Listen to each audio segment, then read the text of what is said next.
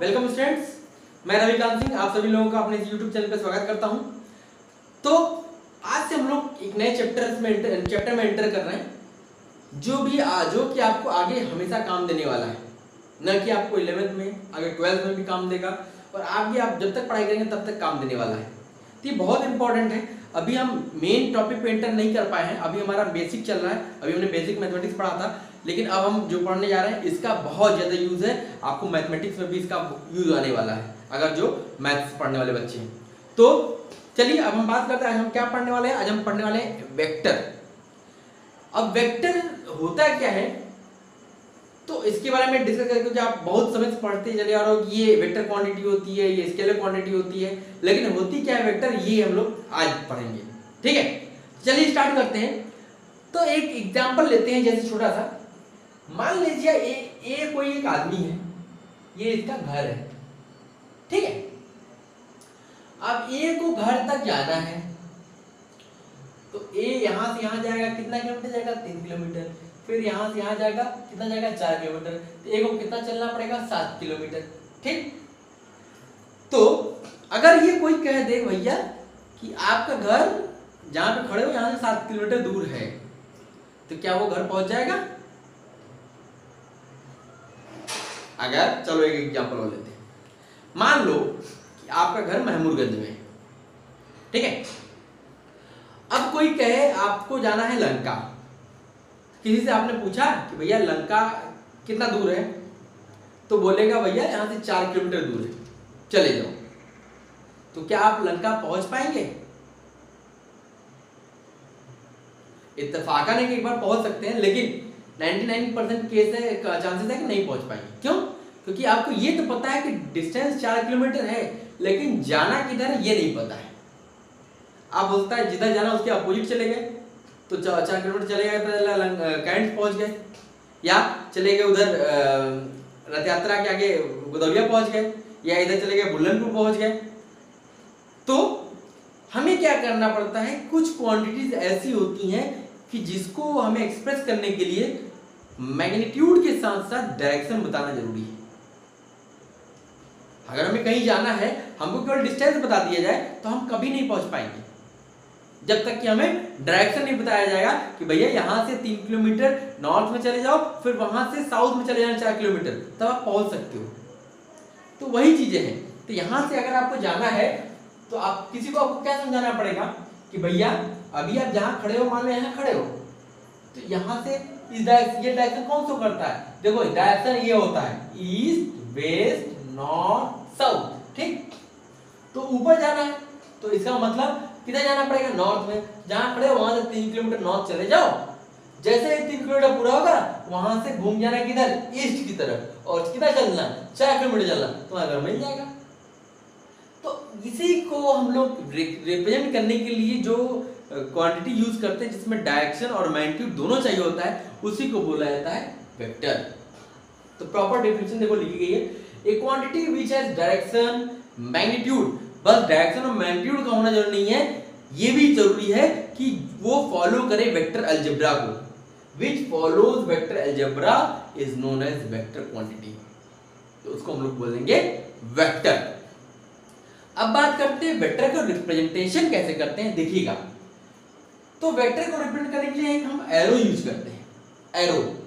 ठीक है, अब एरो में देखा जाए तो ये इसका बोलते हैं, इसको टेल, पीछे वाले हिस्से को बोलते हैं टेल, और इस वाले हिस्से को बोलते हैं हेड। और जो ये एरो की जो लेंथ होती है, ये आइडिया आपको देती है कि मैग्नीट्यूड कितना है, कितना मैग्नीट्यूड है, और ये एरो क्या बताता है, उसका डायरेक्शन किधर है।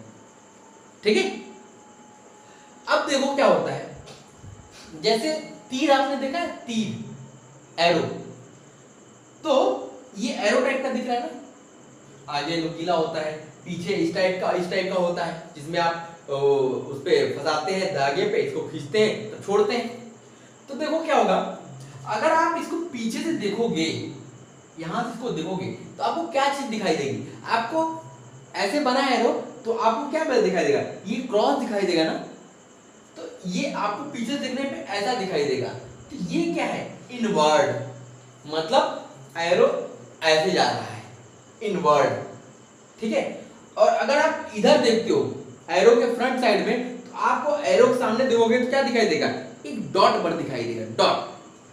ये डॉट बना के हम इसको सर्किल कर देते हैं, क्यों, क्योंकि हम गलती से मान लीजिए कहीं पे डॉट लगा दिए, कहोगे भैया ये तो वेक्टर का आउटवर्ड रिप्रेजेंट कर रहा है, तो नहीं, हम लोग सर्किल बना दें ताकि पता चलेगा कि ये हमारा क्या है, आउटवर्ड, मतलब एरो इधर से आ रहा है, क्योंकि एरो जब पीछे देखोगे इसका मतलब वो आगे की तरफ जाएगा ना, अंदर की तरफ जाएगा, और ऐसे मतलब वो हमारी तरफ आ रहा है, आउटवर्ड आ रहा है, तो ये इसका क्या है, रिप्रेजेंटेशन ऑफ वेक्टर्स।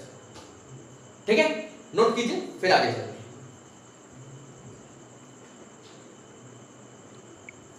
चलिए अब हम बात करते हैं कि मैग्नीट्यूड ऑफ वेक्टर होता क्या है। तो किसी भी मैग्नीट्यूड ऑफ वेक्टर में क्या होती है, दो चीजें होती हैं, एक तो उसकी न्यूमेरिकल वैल्यू होती है, एक होता है यूनिट। जैसे कि अगर हमने v कोई मान लीजिए वेलोसिटी लिया, ये क्या होगा, ये कोई भी क्वांटिटी 5 मीटर पर सेकेंड, ठीक है। तो अब अगर हम बात करें 5 मीटर पर सेकेंड नॉर्थ, तो देखिए ये हमारा क्या है, ये हमारा क्या कहलाता है, मैग्नीट्यूड, जिसमें क्या होगा, न्यूमेरिकल वैल्यू होगी 5 और यूनिट होगा, और ये क्या कहलाता है, डायरेक्शन। ये हमारा मैग्नीट्यूड है और ये हमारा क्या है, डायरेक्शन। ठीक है, अब बात करते हैं प्रॉपर्टीज ऑफ वेक्टर की। तो अगर किसी वेक्टर को हमने डिस्प्लेस कर दिया पैरेलल टू इटसेल्फ, अपने जो वेक्टर है उसके पैरेलल हमने शिफ्ट कर दिया, डिस्प्लेस कर दिया, तो इट रिमेन्स अनचेंज, वो चेंज नहीं होगा। जैसे मान लिया एक वेक्टर हमारे पास ये ए था, हमने इसको उठाया और यहां ले रख दिया,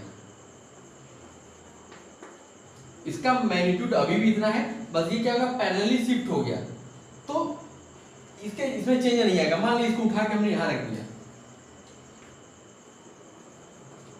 तो भी अभी यही है और उसका डायरेक्शन सब वही है, मैग्नीट्यूड उतना ही है, तो ये वेक्टर सेम वेक्टर को रिप्रेजेंट करेगा। अगले प्रॉपर्टी की बात करते हैं, अ वेक्टर इज चेंज, कोई वेक्टर क्या होगा, बदल जाएगा, if it is rotated bye an angle other than multiple of 2 पाई और 360। अगर हमने उसको रोटेट कर दिया, कितने एंगल से, 2 पाई या 360 डिग्री को छोड़ के किसी भी एंगल पे रोटेट कर दिया, तो उस वेक्टर की वैल्यू चेंज हो जाएगी। जैसे देखा जाए ये हमारे पास कोई वेक्टर था, हमने क्या किया, इस वेक्टर को उठा के यहां रख दिया, ये कोई एंगल मान लिया है 50 डिग्री है। अब क्या होगा, अगर हम इसको 160 डिग्री रोटेट करते तो फिर लाके यहीं रख देते तो चेंज नहीं होता, लेकिन अगर हमने 360 के अलावा कोई भी एंगल रखा और उसको चेंज डिस्प्लेस कर दिया, तो अब ये वेक्टर की वैल्यू बदल जाएगी, क्योंकि इसका डायरेक्शन बदल गया। मैग्नीट्यूड तो सेम रहेगा लेकिन इसका डायरेक्शन अलग हो जाएगा, इसकी वजह से ये वेक्टर दूसरा हो जाएगा। ठीक, तीसरी जो प्रॉपर्टी है कि ए quantity can't be divided by vector.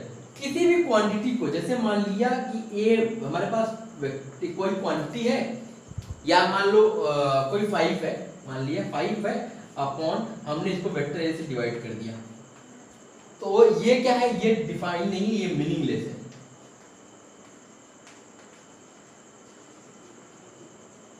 ये क्या है, मीनिंगलेस, इसका कोई मतलब नहीं है, कोई अर्थ नहीं है। ठीक है, नोट कीजिए, फिर आगे चलते हैं।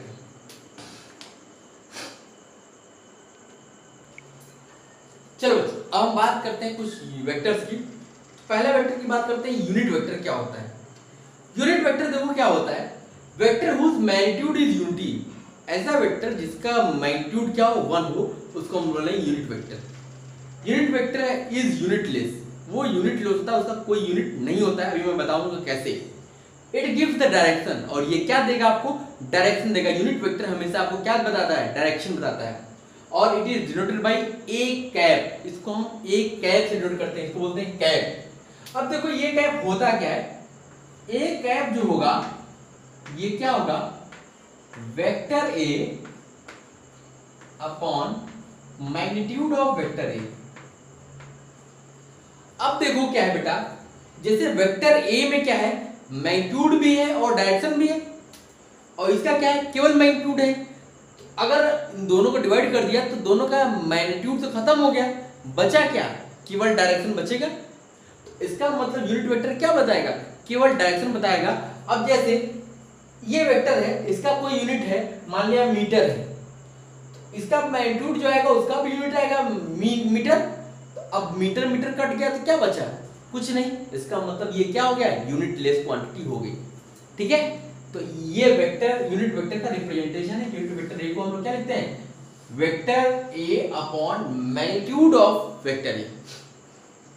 अब चलो, अगर आई कैप है, ये हम लोग बेसिकली तीन चीजें पढ़ेंगे, आई कैप, जे कैप, के कैप, क्योंकि हम लोग क्या है 3 कोऑर्डिनेट सिस्टम में एक्स एक्सिस के अलोंग क्या पढ़ते हैं, यूनिट वेक्टर आई कैप, वाई एक्सिस के अलोंग क्या पढ़ते हैं, यूनिट वेक्टर जे कैप, जेड एक्सिस के अलोंग क्या होता है, के कैप। ठीक है, तो आई कैप क्या होता है, unit vector along positive axis. Positive axis के अलोंग कौन सा यूनिट वेक्टर है, आई कैप। पॉजिटिव वाई एक्सिस के अलोंग कौन सा है, जे कैप। पॉजिटिव जेड एक्सिस के अलोंग कौन सा है, के कैप। ये सब क्या है, यूनिट वेक्टर्स हैं, केवल डायरेक्शन रिप्रेजेंट करते हैं हमारे। अब बात करते हैं अगले की कि जीरो वेक्टर या नल वेक्टर क्या होता है।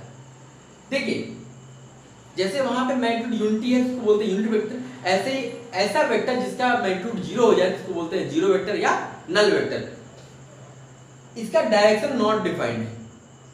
क्यों, क्योंकि जीरो वेक्टर क्या होगा कि हमने जैसे देखा जाए कि ये वेक्टर ए है और वेक्टर ए से वेक्टर ए मैंने माइनस कर दिया। तो जैसे क्या होता है, जैसे मान लिया आपने मास लिया 5 केजी, 5 केजी में से 3 केजी माइनस किया तो क्या आता है, 2 केजी आएगा, 2 केजी आएगा। इसका मतलब वो उसका यूनिट आता है ना। ऐसे ही क्या होगा, अगर इसका कोई यूनिट है, इसका कोई यूनिट है, तो ये वेक्टर जैसे वहां पे मास मास का डिफरेंस किया तो मास आया था, यहाँ से वेक्टर और वेक्टर का डिफरेंस निकाला तो क्या आएगा कि वेक्टर आएगा। और वो क्या आएगा, क्योंकि यहाँ पे जीरो आ रहा है इसलिए जीरो लिखा और ये वेक्टर क्वांटिटी हो गई। तो यहाँ पे क्या आएगा, इसका यूनिट तो आएगा लेकिन इसका डायरेक्शन नहीं डिफाइन है, क्योंकि दोनों वेक्टर क्या हो गए, जीरो हो गए। जैसे एक वेक्टर हमने लिया ये, ठीक है, और उसी मैग्नीट्यूड का वेक्टर एक ले लिया ये। तो अगर ये +2 है तो ये -2 होगा, तो दोनों का क्या हो गया, जीरो। तो अब देखो किधर डायरेक्शन बताओगे, क्योंकि कोई रिजल्टेंट तो आया नहीं। जैसे अगर ये 5 होता, ये -5 होता, ये 2 होता, तो डायरेक्शन इधर अपोजिट होता, लेकिन दोनों बराबर थे इसलिए मैग्नीट्यूड जीरो हो गया और उसका डायरेक्शन भी जीरो, क्योंकि डायरेक्शन आपको बताने के लिए है ही नहीं, इसलिए इसका डायरेक्शन नहीं डिफाइन होता है। ठीक है, समझ गया, तो इसको नोट कर लीजिए, नोट कीजिए। चलिए बच्चों, अब हम बात करते हैं कि पैरेलल वेक्टर्स क्या होते हैं। तो ऐसे vectors whose directions are same, ऐसे दो या दो से अधिक वेक्टर जिनकी डायरेक्शन सेम हो, वो हमारे पैरेलल वेक्टर्स हो सकते हैं। दे में रिप्रेजेंट डिफरेंट फिजिकल क्वांटिटीज, ये अलग अलग फिजिकल क्वांटिटीज को भी रिप्रेजेंट कर सकते हैं। इसका मतलब इसके यूनिट्स भी अलग अलग हो सकते हैं। जैसे बात किया जाए, जैसे मान लिए एक वेक्टर हमारा ये है, ये मान लिया 5 मीटर पर सेकंड को रिप्रेजेंट कर रहा है। ठीक है, एक दूसरा वेक्टर मैंने बनाया, ये मान लिया ये हमारा रिप्रेजेंट कर रहा है 3 मीटर पर सेकंड स्क्वायर। अब बताओ कि ये क्या है, ये तो हमारा स्पीड है, स्पीड को रिप्रेजेंट कर रहा है, और ये एक्सेलरेशन को रिप्रेजेंट कर रहा है। तो लेकिन दोनों का डायरेक्शन सेम होने की वजह से क्या है, ये हमारे क्या है, पैरेलल वेक्टर्स हैं। ठीक है, जैसे हम ये भी कह सकते हैं, जैसे एक वेक्टर ये है और हमने एक वेक्टर ये ड्रॉ कर दिया, ये दोनों भी क्या है, पैरेलल वेक्टर्स ही हैं। तो मतलब पैरेलल वेक्टर्स का क्या होगा कि जिनका डायरेक्शन सेम होगा, उनके यूनिट्स डिफर कर सकते हैं, वो अलग अलग फिजिकल क्वांटिटीज को रिप्रेजेंट कर सकते हैं, लेकिन उनका डायरेक्शन नहीं, मतलब वो पैरेलल होने की वजह से एक दूसरे के साथ क्या है, सेम डायरेक्शन रिप्रेजेंट करें, तो वो क्या होंगे, पैरेलल होंगे। जिनके डायरेक्शन सेम होंगे वो क्या होंगे, वो पैरेलल होंगे। फिर हम बात करते हैं कि एंटी पैरेलल वेक्टर्स क्या होते हैं। तो यहाँ पे क्या होगा, जस्ट उल्टा हो जाएगा पैरेलल का, कि ऐसे दो या दो वेक्टर्स जिनके डायरेक्शंस क्या है, अपोजिट हैं, उनको बोला जाएगा एंटी पैरेलल। तो vectors whose directions are opposite, ये भी अलग अलग फिजिकल क्वांटिटीज को रिप्रेजेंट कर सकते हैं और इनके भी अलग अलग यूनिट्स हो सकते हैं। जैसे बात किया जाए कि ये जैसे मान लिया कि 5 मीटर पर सेकेंड है,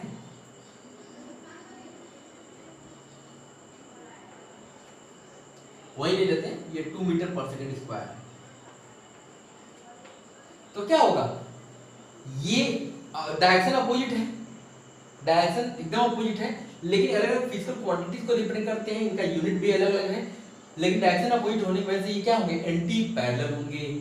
ठीक, अब एक चीज याद रखिए कि केवल दो वेक्टर्स ऐसे पॉसिबल हो सकते हैं which are mutually anti parallel. केवल दो ही वेक्टर ऐसे हो सकते हैं जो एक दूसरे से म्यूचुअली पैरेलल होंगे। कैसे,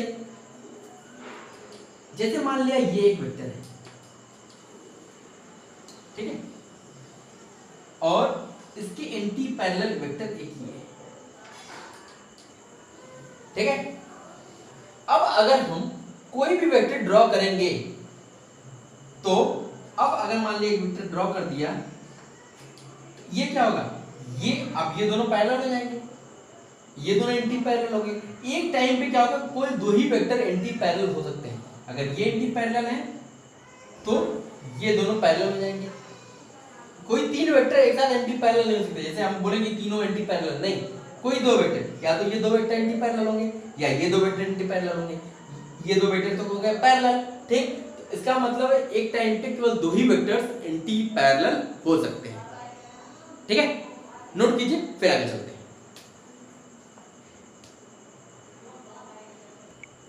चलिए अब हम बात करते हैं कोलिनियर वेक्टर्स क्या होती हैं। तो vectors which can be arrange on one line, ऐसे वेक्टर्स जिनको हम एक लाइन में अरेंज कर सकते हैं उसको बोला जाता है कोलिनियर वेक्टर्स। और कोई भी एंटी पैरेलल या पैरेलल वेक्टर्स को हम लोग कोलिनियर बोल सकते हैं। कैसे बोल सकते हैं देखिएगा, जैसे मान लिया एक वेक्टर ये है, ये वेक्टर ए है और एक वेक्टर ये बी है, ठीक है। अब इनको हम कोलिनियर बोल सकते हैं। कैसे बोल सकते हैं, जैसे वेक्टर ए बनाया, ठीक है, और इस वेक्टर बी को उठा के ले आके हमने यहां रख दिया।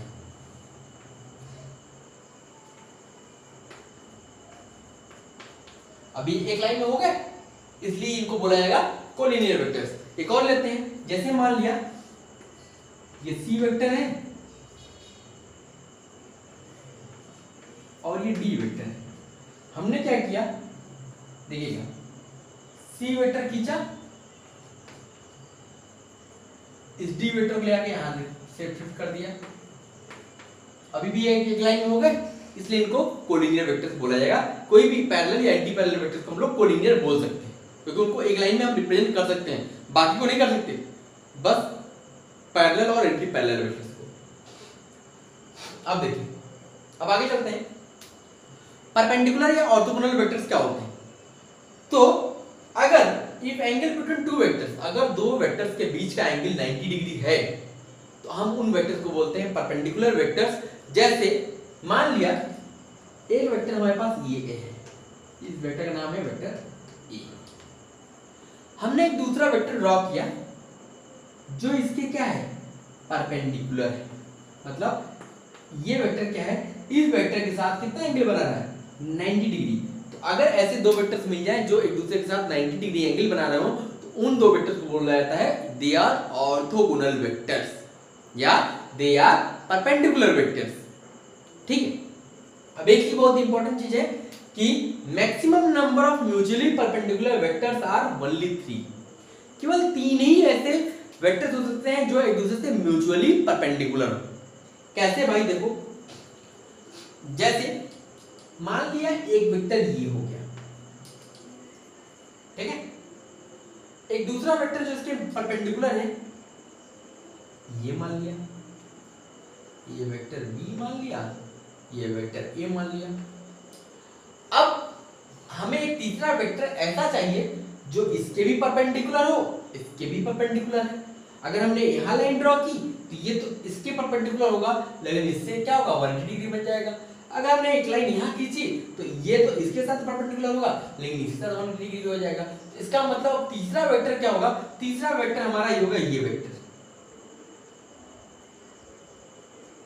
ये वेक्टर जो हमारा होगा, ये हमारा क्या होगा, ये हमारा एक ऐसा वेक्टर होगा जो इसके साथ भी 90 डिग्री बना रहा है और इसके साथ भी 90 डिग्री बना रहा है। तो बस ये तीन वेक्टर ऐसे हो सकते हैं जो क्या होंगे, म्यूचुअली परपेंडिकुलर वेक्टर्स होंगे। तो केवल तीन ही वेक्टर ऐसे हम ड्रॉ कर सकते हैं जो म्यूचुअली परपेंडिकुलर वेक्टर्स होते हैं। ठीक, नोट कीजिए, फिर आगे चलते हैं। चलिए हम कुछ क्वेश्चंस लेते हैं। ये आपका ट्रू फॉल्स में आपको बताना है, ये ट्रू होगा कि फॉल्स होगा। तीन क्वेश्चन मैंने लिया।